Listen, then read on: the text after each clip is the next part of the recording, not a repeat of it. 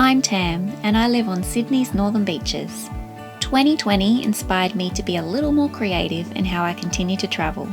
Who says you can't have adventures in your own backyard?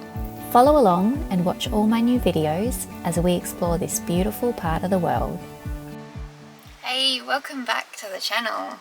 So, I'm feeling a bit stuck lately. I have been trying to make vlogs consistently on this channel. I'm working full time as well. Life is busy, huh? And I just can't seem to get the motivation going to make a vlog. And then when I'm ready to do it, I've got an idea, I'm ready to film, it rains. And most of my vlogs are outside, so it's really tricky when you're kind of playing around the weather. I'm in Sydney and today there's a public holiday. Now, I had planned to make a vlog outdoors and the weather is just terrible. It's been raining on and off. At the moment it's alright, I've got the door open. It's kind of nice outside, but it's pretty wet. And with the rain on and off, it's really hard to control what you plan to vlog. So last night I was brainstorming ideas. Okay, I've got a whole free day. What can I do with it? How can I make a vlog? What can I vlog about? I actually YouTubed how to vlog and it didn't come up with anything, so hence the name of my vlog today. But what it did come up with was a video from one of my favourite bloggers, Peter McKinnon. So his video was about how to vlog when you're stuck on ideas, or what to vlog about, something like that. So I watched his video. It was a great one, I recommend it. It took a little while to get to his point, but when he got there, it was a great little message that he gave. So he basically said, vlog every day, huh? Vlog as much as you can. Make videos. You don't have to post them online. It's all about the practice and getting the habit going with vlogging. So that is what I'm going to do. I'm going to try and make a video as much as I can. Who knows if you guys will see it. I guess if you're watching now, it means this one was kind of successful. So today, I'm just going to press record and see what happens. Actually today, maybe it's a bit more interesting than I originally planned. So if you didn't know, I work for the photographic industry. I work for a camera retailer, and every so often we get sent a new release product before anybody else sees it. Now today I've got my hands on the brand new Sony FX30 cinema camera. It's pretty exciting. I guess there's a little tiny problem. I've never used a cinema camera before. So when you get a new release camera, it basically comes in a case just on its own. There's no manual, there's no how-to guide, so there's nothing to tell me how to use this camera. I was Googling the previous version, the FX3 cinema line camera, so I've kind of got a bit of understanding of how that camera works. I don't know if this is a massive upgrade or if it's a similar camera. We will soon find out, but I'm going to have some fun with the Sony FX30 today, and hopefully show you what a beginner can do with the FX30 without any prior knowledge. So all I've got is an information pamphlet, I guess, from Sony. So with the Sony FX30, they say, leap into the world of filmmaking. So that's what we're going to do today. Now, if I just have a look through this pamphlet, the target customers are the first video camera users, entry-level professionals, future filmmakers, budget customers is at a really good retail price that most people can afford, and video enthusiasts and hobbyists, which is kind of perfect for us. I don't have much experience with Sony cameras, definitely not Sony cinema cameras. I'm currently filming on the Sony ZV-1 and it's a little compact vlogger's camera, so that's my extent of knowledge with Sony cameras. So this one is a big step up for me. So let's see how we go, and let's crack open that box with the Sony FX30 cinema line camera. You belong here, you belong with me, everything's clear if you choose to see. So here it is, the FX30 FX30 all set up. Now I've put the handle on it. So this spot here is for a boom microphone or a shotgun microphone. Now I don't have either, but I'm going to keep it on anyway because it just makes the camera a little bit easier to hold and maneuver.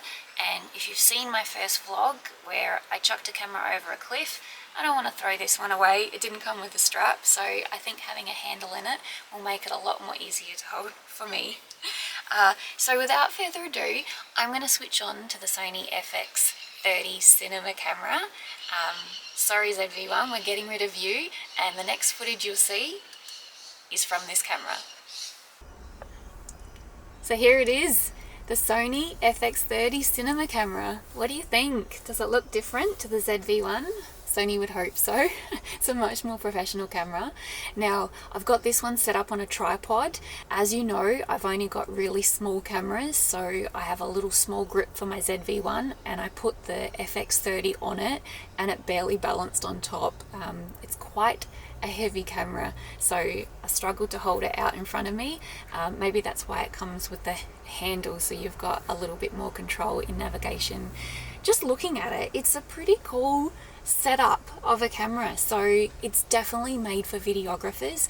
There's a record button right on the front there, so you don't have to fumble around behind looking for your record, and there's also a flip out screen which rotates as well, so it's really cool for vloggers and videographers. I think it's about time we have some fun with the FX30.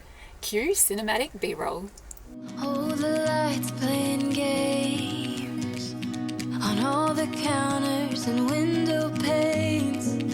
Sun is bright, it's a new day, and I feel brand new.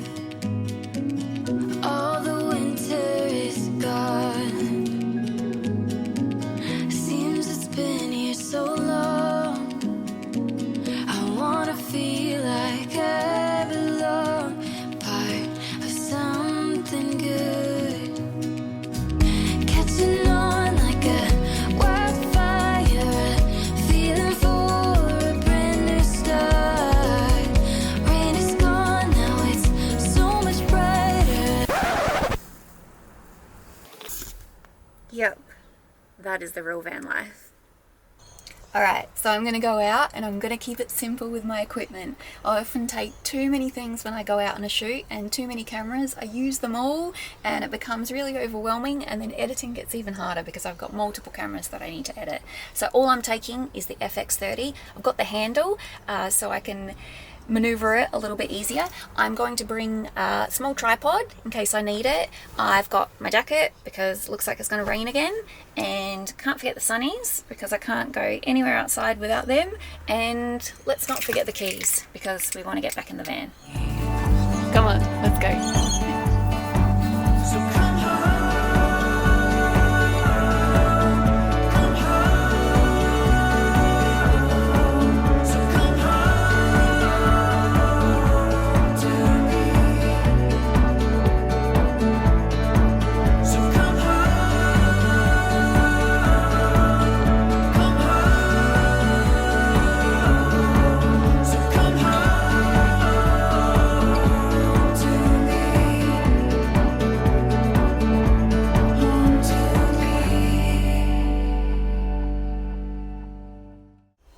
And there you have it, we made a vlog.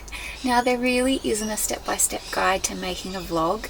Everyone has a different process, and that's what makes vlogging so great.